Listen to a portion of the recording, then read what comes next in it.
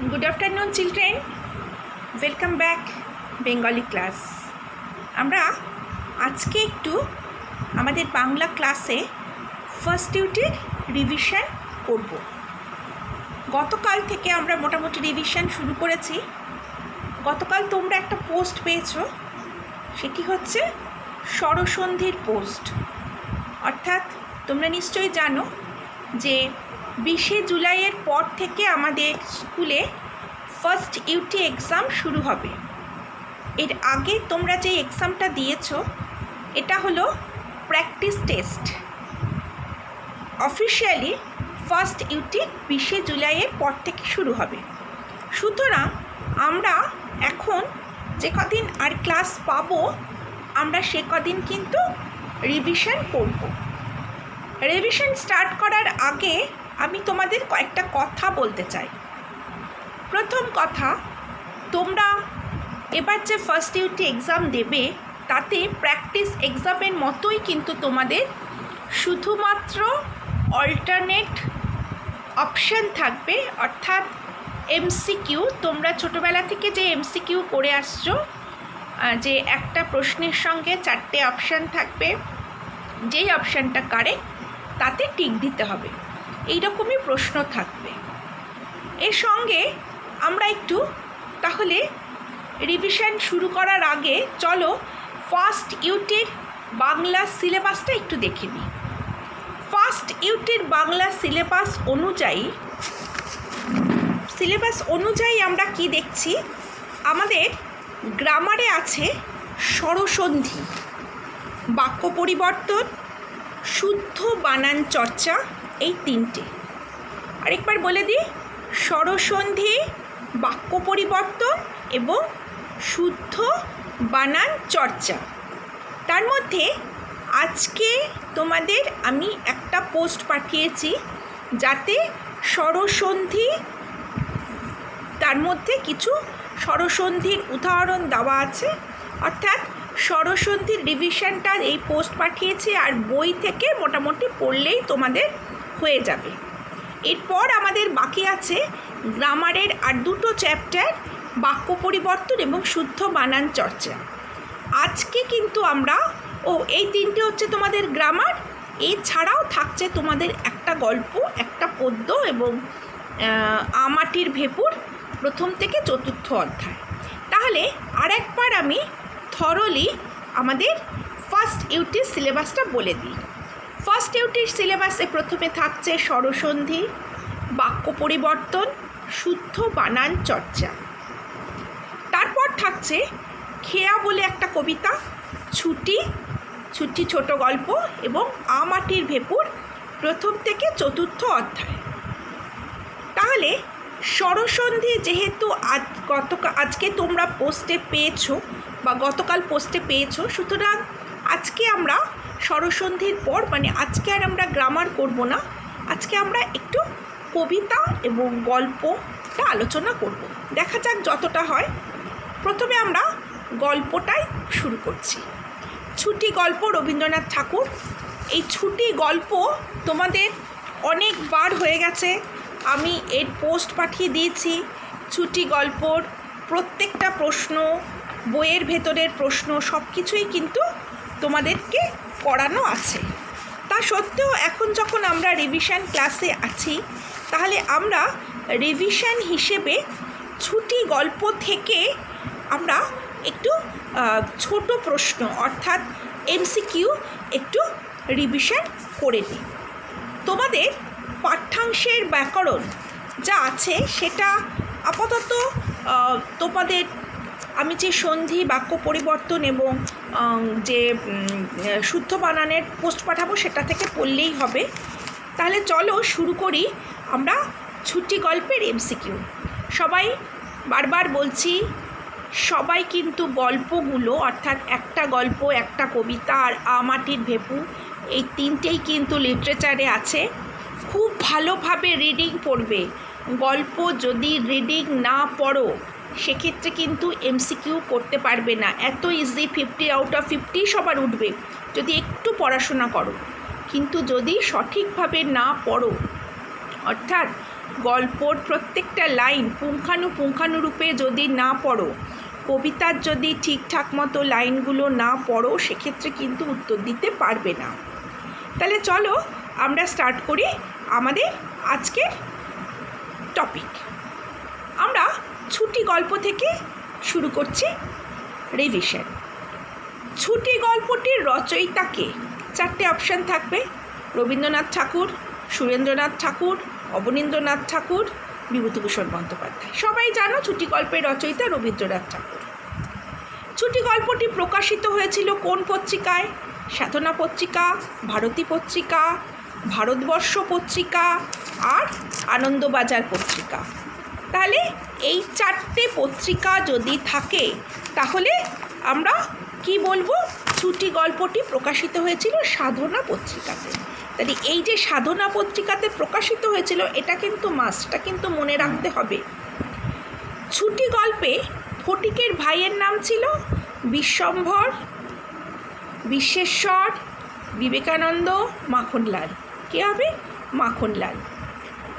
ফটিক ছিল মাখনের ভাই, দাদা, কাকা, বাবা। কি হবে? ভাই। ফটিকের মামার নাম কী ছিল? জয়দেব, বিশ্বম্ভর, শঙ্কর। কি হবে? বিশ্বম্ভর। তাহলে আমরা কি দেখছি? বিশ্বম্ভরবাবু খবর দিয়েছিলেন কোথায়? ক্লাবে, পুলিশকে, সিবিআইকে আর খবরের কাগজে। কি হবে উত্তর? পুলিশকে। ফটিক কি হারিয়ে ফেলেছিল?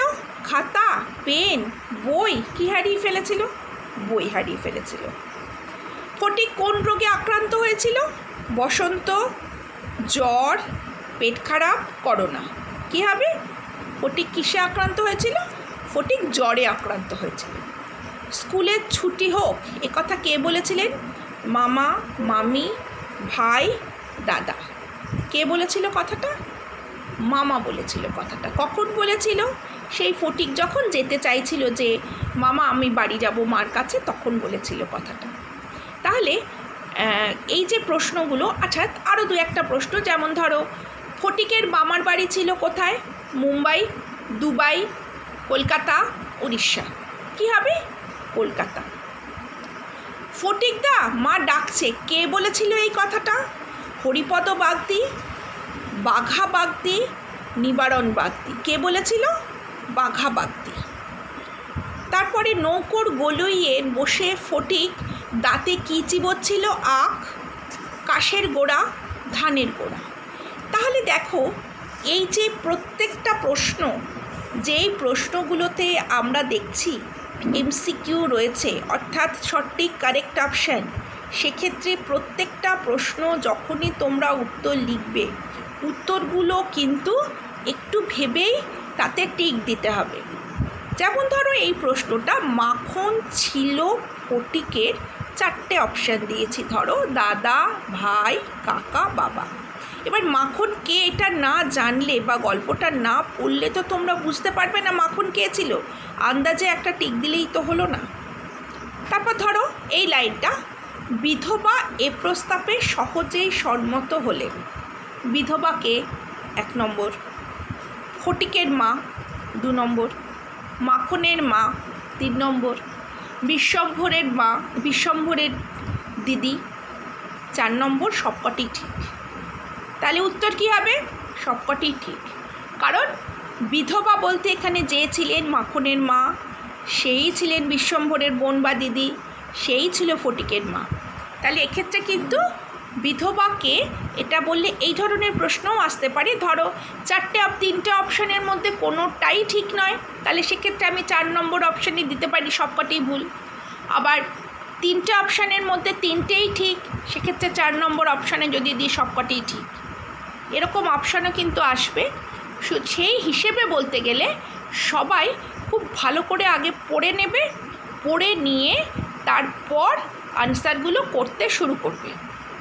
এরপর তাহলে এই ছুটি গল্পটি আরেকবার বলে দিই। ছুটি গল্প রবীন্দ্রনাথ ঠাকুরের লেখা, সাধনা পত্রিকায় প্রকাশিত গল্পগুচ্ছ থেকে নেওয়া হয়েছে। এই উৎসটা সবাই মনে রাখবে। ছুটি গল্পের প্রধান চরিত্র হচ্ছে ফটিক। ফটিকের ভাই মাখন।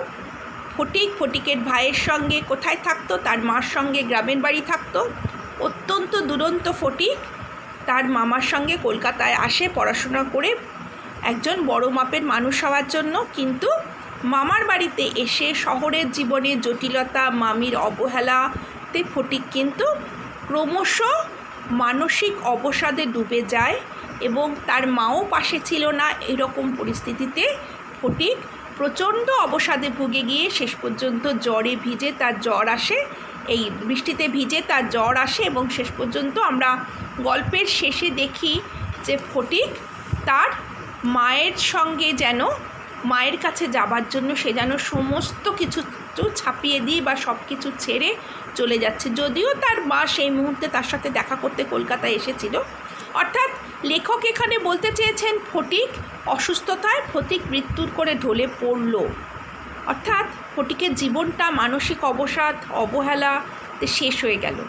এই যে পুরো গল্পটা ছুটি, এই সমস্ত এই গল্পটাই কিন্তু এক কিশোরের অর্থাৎ বয়ঃসন্ধিজনিত কারণে কিশোর মনের অনেক কিছু নতুন নতুন ভাবাবেগ তৈরি হয় যা আমরা সঠিকভাবে বুঝতেও পারি না। এই সব কিছু মিলিয়েই এই গল্প ছুটি। প্রত্যেকে ভালো করে রিডিং পড়বে, প্রতিটা লাইন পড়বে, লাইন না পড়লে কিন্তু বুঝতে লিখতে পারবে না। অনেকবার পড়িয়ে দিয়েছি, প্রশ্ন উত্তরও করিয়ে দিয়েছি, নতুন করে পড়াবার নেই। আজকে আমি যেটা আলোচনা করে দিলাম তাও যদি কখনো কোনো কারণে মনে হয় কোনো জায়গা বুঝতে পারছি না, সেক্ষেত্রে জুম ক্লাসে আমার সাথে কথা বলে নেবে। এবার চলো আমরা আরেকটা যে কবিতা আছে অর্থাৎ খেয়া, এই কবিতাটা একটু রিভিশন করে নিই। খেয়া কবিতাটা আমরা যখন রিভিশন করব, প্রথমেই আমরা কি পড়ব? কোনো একটা কবিতা রিভিশন করতে গেলে বা গল্প রিভিশন করতে গেলে গল্প বা কবিতাটির কবি অথবা লেখককে, খেয়া কবিতাটিরও লেখক হচ্ছেন, এই কবি হচ্ছেন কবি রবীন্দ্রনাথ ঠাকুর। খেয়া হচ্ছে চৈতালি কাব্যগ্রন্থ থেকে নেওয়া 13 নম্বর সংখ্যক কবিতা বা 13 সংখ্যক কবিতা। তাহলে এরকম প্রশ্ন আসে, খেয়া কবিতাটির উৎস কী? 4টে অপশান থাকবে, চৈতালি, পূরবী, সেজুথি, সোনারতরী। তোমরা জানো খেয়া কবিতাটির উৎস হচ্ছে চৈতালি কাব্যগ্রন্থ। খেয়া কবিতাটি চৈতালি কাব্যগ্রন্থের 10 সংখ্যক কবিতা, 13 সংখ্যক কবিতা, 12 সংখ্যক কবিতা, 11 সংখ্যক কবিতা। এইরকম অপশান আসলে কি লিখবে? খেয়া চৈতালি কাব্যগ্রন্থের 13 সংখ্যক কবিতা। অর্থাৎ এই যে এগুলো আমি দেখবে তোমাদেরকে লিখিয়ে দিয়েছি, সুতরাং এগুলো কিন্তু ভালো করে দেখে নেবে। তাহলে চলো আমরা একটু খেয়া কবিতার যে শর্ট কোয়েশ্চেন আসে, তোমাদের শর্ট কোয়েশ্চেনগুলো একটু আলোচনা করে দিই। শর্ট কোয়েশ্চেনগুলো আলোচনা করলেই এর মধ্যে থেকে কিন্তু তোমরা মোটামুটিভাবে বুঝতে পারবে যে আমরা কি ধরনের, অর্থাৎ একটি বাক্যে উত্তর দাও, এটা কিন্তু আলোচনা করলে অপশানগুলো অর্থাৎ ঠিক কারেক্ট অপশানের অপশানগুলো আইডিয়া করা যাবে। তাহলে প্রথম প্রশ্নটা দেখো, খেয়া কবিতাটি চৈতালি কাব্যগ্রন্থের কত সংখ্যক কবিতা? 13 সংখ্যক কবিতা। 2 তীরে 2 গ্রামের মধ্যে কি রয়েছে? 2 তীরে 2 গ্রামের মধ্যে কি আছে? একটা নদী আছে। 2 তীরে 2 গ্রামের মধ্যে নদী আছে। খেয়া কবিতায় 2 তীরে কটি গ্রাম আছে? 2টি গ্রাম আছে। এটা এরকম অপশান হতে পারে, খেয়া কবিতায় 2 তীরে কটা গ্রাম আছে? 2টি, 3টি, 4টি, একটাও না। সুতরাং 2টি গ্রাম আছে। খেয়া কবিতায় 2 তীরে 2টি গ্রাম আছে। কবি পৃথিবীতে কি আছেন বলেছেন? কবি পৃথিবীতে কি আছেন বলেছেন? কবি বলেছেন পৃথিবীতে দ্বন্দ্ব ও সর্বনাশ আছে। তাহলে কি আছেন বলেছে? 1 নম্বর দ্বন্দ্ব সর্বনাশ, আরেক নম্বর রাজা মহারাজা, 2 নম্বর সভ্যতা অসভ্যতা, 4 নম্বর হচ্ছে রোদ বৃষ্টি। ধরো যদি এরকম অপশান আমি দিই, তাহলে সেক্ষেত্রে দ্বন্দ্ব ও সর্বনাশটা লিখবে। আচ্ছা, কবি মতে কিসের মুকুট টুটে আর ফুটে? কবির মতে কিসের মুকুট টুটে আর ফুটে? কবির মতে সোনার মুকুট টুটে আর ফুটে। কবির মতে সোনার মুকুট টুটে আর ফুটে। পৃথিবীতে নূতন নূতন কী গড়ে ওঠে? পৃথিবীতে নূতন নূতন কী গড়ে ওঠে? পৃথিবীতে নূতন নূতন ইতিহাস গড়ে ওঠে। পৃথিবীতে নূতন নূতন ইতিহাস গড়ে ওঠে। নদীর পারাপার হয় কিসে? নদীর পারাপার হয় কিসে? নদীর পারাপার হয় খেয়া নৌকাতে। নদীর পারাপার হয় কিসে? যথারীতি 4টে অপশান থাকলো, তোমরা কি লিখবে? নদীর পারাপার হয় খেয়া নৌকাতে। নদীর তীরের মানুষ কখন নদী পারাপার করে? নদীর তীরে মানুষ কখন নদী পারাপার করে? 4টে অপশান দিলাম। সারাদিন, সকাল থেকে সন্ধে, সকাল থেকে রাত, শুধু রাতে। কি হবে? সকাল থেকে সন্ধে। তাহলে কবিতা যদি না পড়ো প্রত্যেকটা লাইন এই ধরনের অপশানগুলো কিন্তু লিখতে পারবে না। নদীর তীরে, নদীর 2 তীরে মানুষ কখন নদী পারাপার করে? তাহলে উত্তর হলো সকাল থেকে রাত নদী পারাপার করে। পৃথিবীতে দ্বন্দ্ব সর্বনাশ থাকায় কি গড়ে ওঠে? পৃথিবীতে দ্বন্দ্ব এবং সর্বনাশ থাকায় কি গড়ে ওঠে? পৃথিবীতে দ্বন্দ্ব সর্বনাশ থাকায় নতুন নতুন ইতিহাস গড়ে ওঠে। পৃথিবীতে দ্বন্দ্ব ও সর্বনাশ থাকায় নতুন নতুন ইতিহাস গড়ে ওঠে। গ্রাম দুটো পরস্পরের দিকে কি করে? গ্রাম দুটো পরস্পরের দিকে চেয়ে থাকে। গ্রাম দুটো পরস্পরের দিকে চেয়ে থাকে। তাহলে এই হলো মোটামুটিভাবে আমাদের খেয়া কবিতা। আমরা সব শর্ট কোয়েশ্চেনগুলো একটু বলে দিলাম এবং এই শর্ট কোয়েশ্চেনগুলো বলে দেওয়ার মাধ্যমেই কিন্তু তোমরা পুরো কবিতাটা একবার রিভিশন হয়ে গেল। তোমাদের কাজ হচ্ছে ছুটি গল্প এবং খেয়া কবিতা দুটো ভালো করে রিডিং পড়বে। এই দুটো রিডিং পড়ে, অর্থাৎ লাইন বাই লাইন রিডিং পড়লেই কিন্তু তোমরা যে এমসিকিউ প্যাটার্নের কোয়েশ্চেন আসবে সেগুলো লিখতে পারবে। যদি তোমরা রিডিং না পড়ো তাহলে কিন্তু পারবে না। আরেকটা কথা, কবির নাম এবং লেখকের নাম এবং কবিতা বা গল্পের উৎস, এটা কিন্তু খুব ভালো করে মনে রাখবে। আজকে আমরা কি দেখছি? ছুটি গল্পটা কোথা থেকে? গল্পগুচ্ছ থেকে নেওয়া হয়েছে এবং ছুটি গল্পটা কিন্তু সাধনা পত্রিকায় প্রকাশিত হয়েছে। আর ওপাশে আমরা খেয়া কবিতাটা কি দেখছি? খেয়া কবিতা হচ্ছে চৈতালি কাব্যগ্রন্থের অন্তর্গত 13 সংখ্যক কবিতা। দুটোই রবীন্দ্রনাথ ঠাকুরের লেখা, সুতরাং এইটুকু ভালো করে মনে রাখতে হবে। এরপর আসি গ্রামারে। আমাদের দুটো লিটারেচারই আজকে কিন্তু রিভিশন হয়ে গেল। আবারও বলছি, ভালো করে রিডিং পড়বে। আর সবথেকে বড় হচ্ছে, যদি কোনো জায়গায় বুঝতে অসুবিধে হয় সেক্ষেত্রে তোমরা আমাকে জুম ক্লাসে জিজ্ঞেস করে নেবে।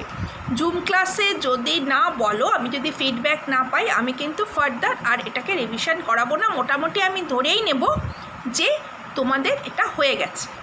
আচ্ছা, এবার আমরা একটু সন্ধিতে চলে আসি।